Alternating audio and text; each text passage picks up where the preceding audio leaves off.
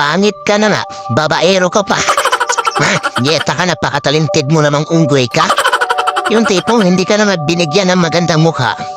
At least, binihiyaan ka naman na makapal na pagmumukha. O diba? Sulit. Focus lang sa pagiging pagkababaero mo. Kahit na pangit ka, at least, babaero ka. Yun eh. Diba? Yung tipong, ikaw na nga yung kinahawaan, feeling mo, ikaw pa talaga yung naawa. Niyat ang feeling na yan. Ano ba kasing pakiramdam mo? Masarap ang pakiramdam mo? Ha? Pangit ang pakiramdam mo. Yung iba nga eh.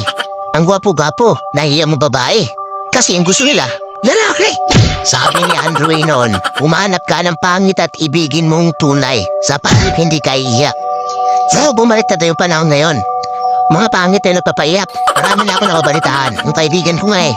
Yung jowa niya mukhang paklam na pero dalawa-dalawa pa yung kapit. Isipin mo yun kung gaano ka kapal ang pagmumukha, diba? Kung hindi kayo nakakasabay sa video na ito, pwede nyo namang skip lang kung medyo natamaan kayo. Pero nakasimple mga kaibigan, God bless palagi. Oh, so baka marami naman magagalit sa akin sa video na to. Baka hindi naman kayo mabiro. Eh kayo naman. Physical joke lang. Walang personalan, diba? Vibes lang yung kaibigan ko nga eh. Isipin niyo may best friend akong babae.